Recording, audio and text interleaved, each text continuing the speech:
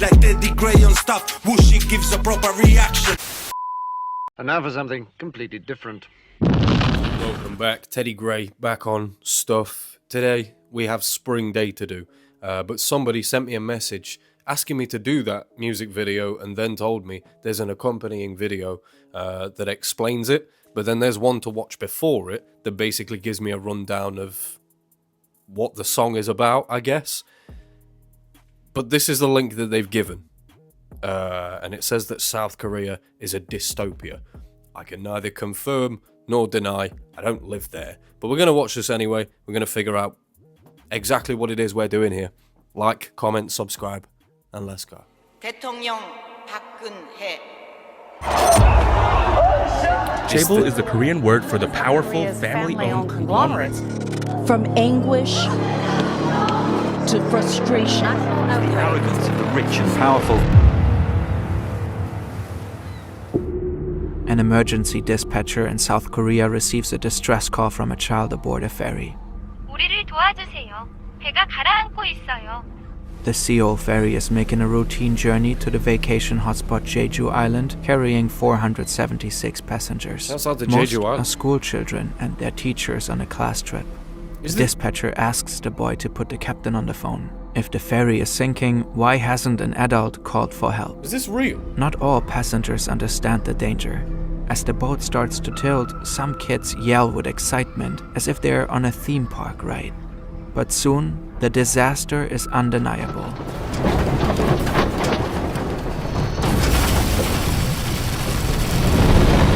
Panic breaks out. Shortly after, the 6,800-ton vessel sinks. Completely gone, yeah. The boy who made the distress call and 300 other passengers, mostly other kids, drown. The tragedy traumatizes the nation. How could this happen? Who is responsible? Initially, the crew is blamed for incompetence and cowardice. When the boat was clearly sinking, the captain told the doomed passengers to stay put in their cabins. He and several crew members fled the scene and left the kids to drown.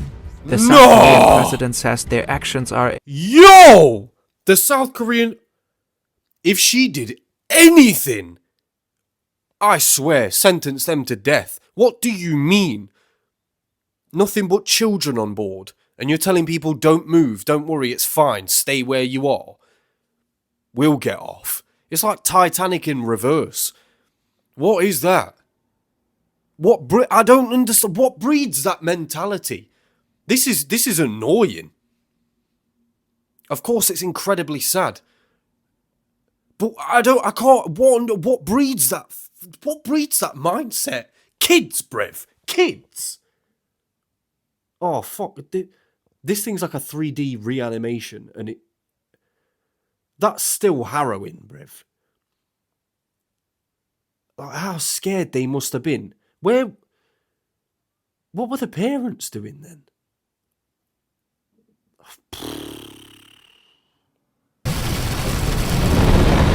Panic breaks out. Shortly after, the 6,800-ton vessel sinks.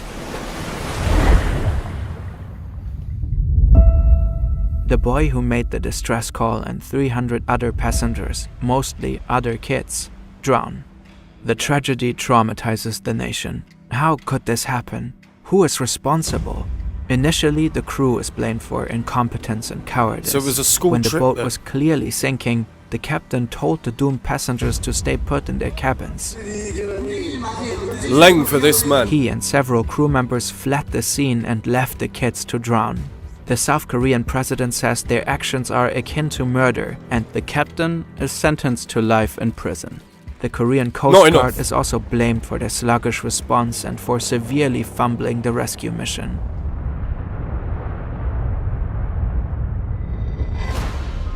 But then, an investigation reveals that incompetence isn't the whole story.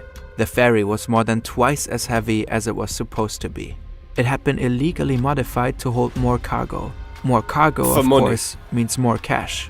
The nation is outraged that someone so clearly prioritized profit over safety. Whoever owns the ferry needs to face the music. But who is it? In South Korea, corporate responsibility can be hard to pin down. Family-run conglomerates control sprawling just networks Korea. of subsidiaries. Complex structures often hide who's really in charge. Some families control so much wealth they're deemed nearly untouchable. Time and again they dodge responsibilities for crimes, yet continue to amass wealth and influence. 3사 갤럭시 라운드.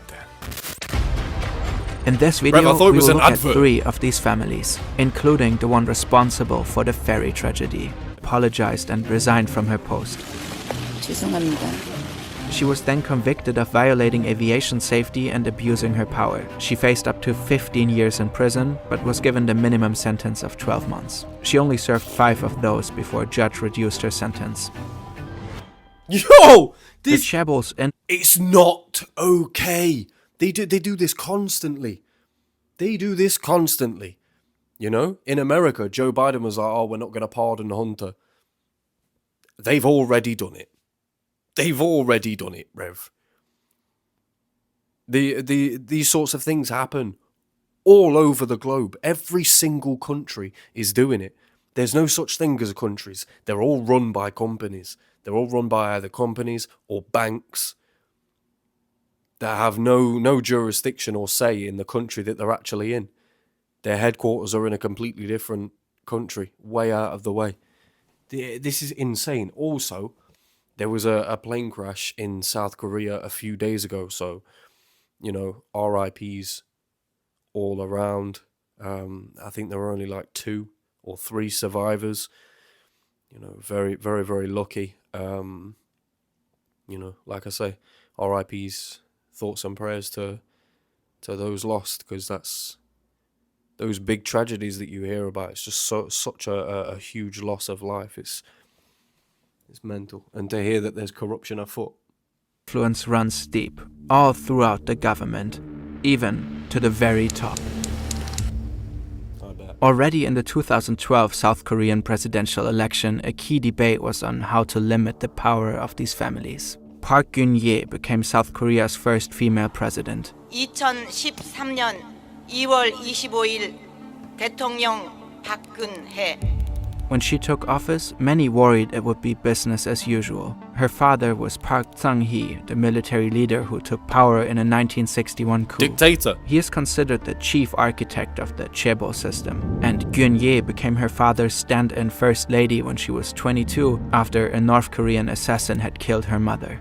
Park Chung-hee's admirers credit him for the miracle on the Han River. His critics remember the cruelty of his iron-fisted rule and his imprisonment of dissidents. One of these was Miss Park's key rival in the election. His name is Moon Jae-in, a former human rights lawyer and anti-authoritarian activist during the dictator's reign. Now, That's in the guy you want in 2012, power. the ex-dictator's daughter campaigned on a more business-friendly platform than her liberal opponent Moon. She was focusing on reform rather than punishment. Her stance was that chaebol might be unruly, but with the right reforms, they could play fair. But then Sivol happened. This incident was much bigger than run-of-the-mill embezzlement or tax evasion. Faced with a furious and traumatized public, Park vows to bring the accountable people to justice. And what happened? After analyzing complex financial records, the Yu family is eventually found to own the ferry. The Yus are well known for their eccentric patriarch, a reclusive businessman / cult-like pastor / aspiring artist named Yu Byung-on. The president says he and his family are the root cause of this calamity and issues a warrant for their arrest. Yu Byung-on keeps a low profile and is rarely seen in public. He's known as the millionaire with no face, and now he's nowhere to be found. Guy to go out and President hide Park kicks off the largest manhunt in South Korean history to find Yu. She mobilizes the military and nearly 10,000 police officers to raid the headquarters of the Evangelical Baptist Church of Korea, a religious sect that Yu co-founded in 1962. Yu is a charismatic and inspiring speaker. He was able to attract a substantial following and elicit substantial favors. By the 1970s, Yu's growing church became a money-making enterprise. he persuaded members to donate to or invest in companies linked with the church. Those companies sold a wide range of products, from organic milk to auto parts to anima kits. These companies made Yu and his church very rich. At that time, South Korea was still poor and money for investment was scarce. The government granted capital to only a select number of families, but Yu's approach of raising funds through evangelizing allowed him to rapidly grow his businesses even without governmental support. By the 1980s, his business network was considered a mini chaebol. But then, controversy hits. In 1987, 32 alleged members of Yu's church were found bound, gagged, and dead in the attic of a factory near Seoul. The authorities ruled the deaths as a murder-suicide pact linked to debts they couldn't pay. After the victims' financial records were probed, money was found going to Yu. He was investigated for suspicion that he was behind the alleged suicides, but the charges were dismissed due to lack of evidence. Nevertheless, courts did find evidence that he was using church members' money and properties to enrich his businesses. In 1992, Yu was jailed for fraud.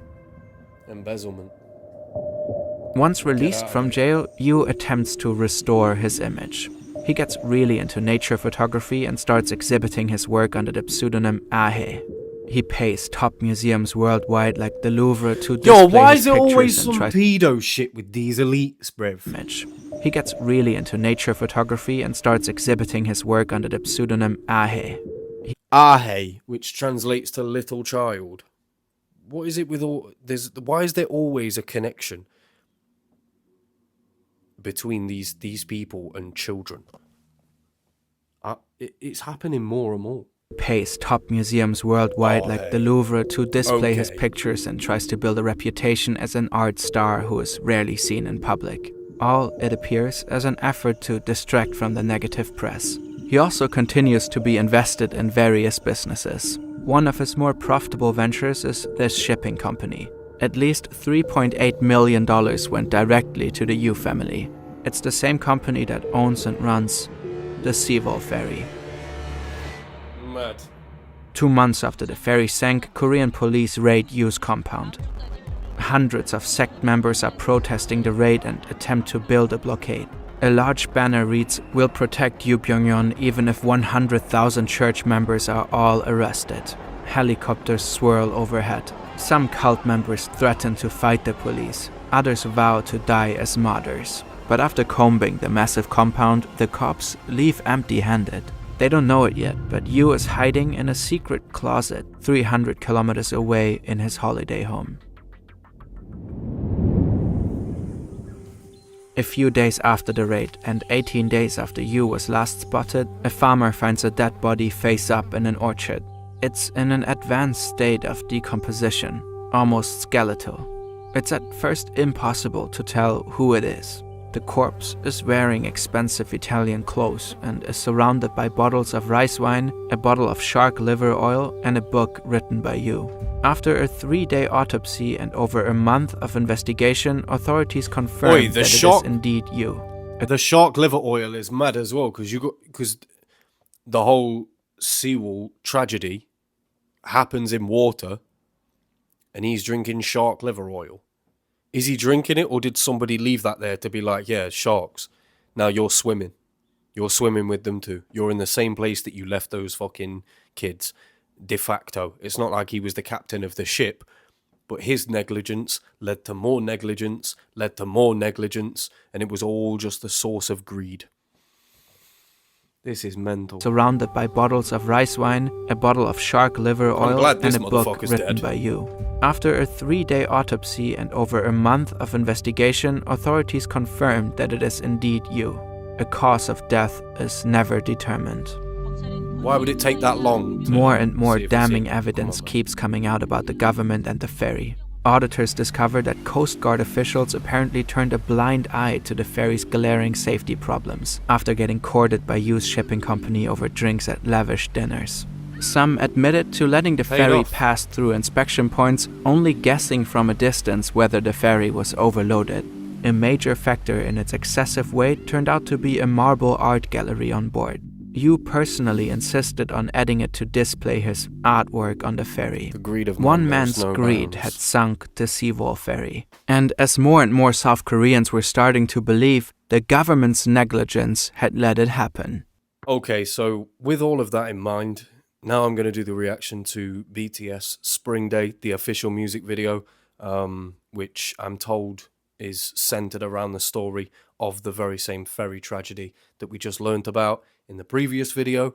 And then after this, I'll be watching another video that basically explains this music video, I'm hoping, or it explains more of the ferry tragedy that I didn't know before. Either way, we're going to go through it as this was requested by very, very many of you. Thank you very much for all the requests. Thank you very much for watching. Let's go.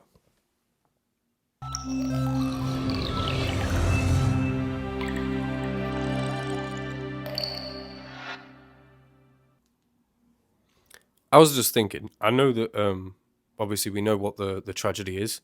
This might be, you know, quite emotional for some people, so take a minute. Bring it in, bring it in. Big cud. It's going to be all right. We're going to get through it.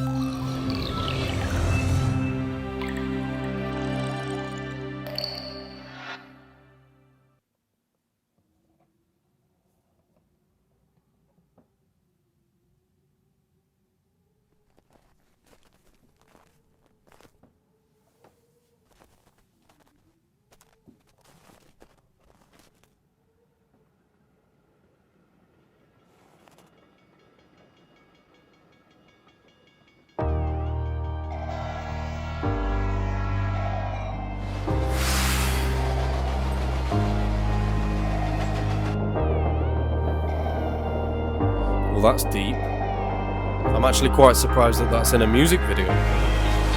보고 싶다 이렇게 말하니까 더 보고 싶다 널 사진을 보고 있어도 보고 싶다 너무 약속한 시간 나는 우리가 밉다 이제 얼굴 한번 보는 것조차 힘들어진 우리가 여긴 온통 겨울뿐이야 8월에도 겨울이 와 마음은 시간에 달려가네 홀로 남은 설국 열차 네 손잡고 지구 반대편까지 가 겨울을 끝내봐 그리움들이 얼마나 눈치를 내려야 그 봄날이 올까 걸 떠드는 작은 먼지처럼 작은 먼지처럼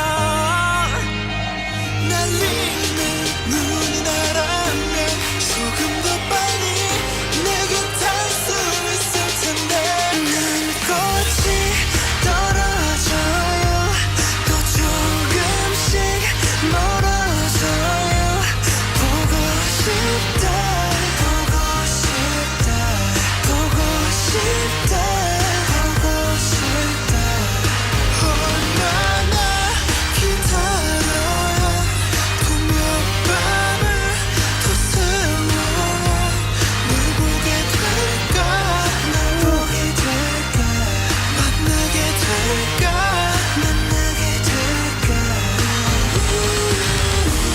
숨겨올 끝을 지나 다시 봄날이 올 때까지 봄이 올 때까지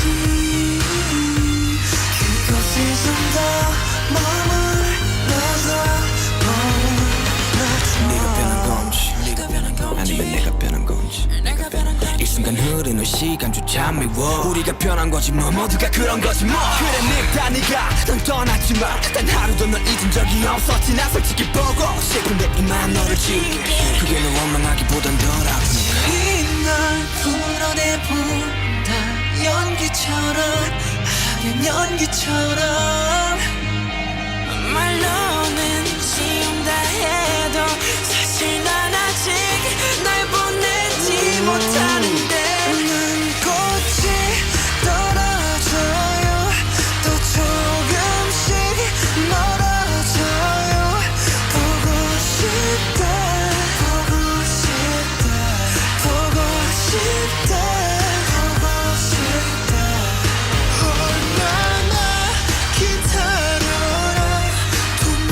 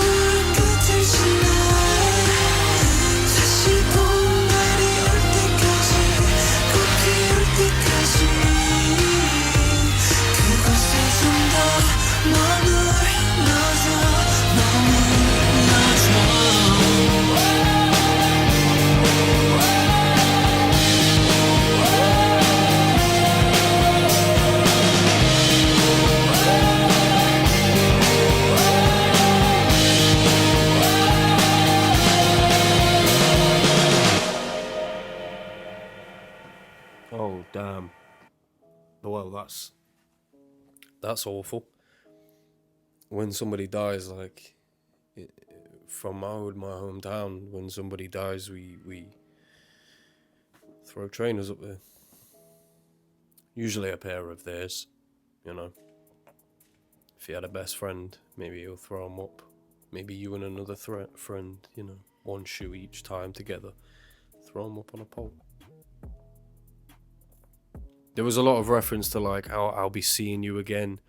I miss you. The whole thing about like winter and spring. I get the correlation between them. I just don't know how this song relates. I don't know. I thought it was going to be more. I thought it was going to be less interpretive and more direct, like more directly about the tragedy, not just sort of loosely based on it. In the song, I mean, in the video, there might be, you know, things that I missed, but the whole snowing, winter, like falling, and I'm not sure how that correlates. Hopefully the video that we watch next is going to explain that for me.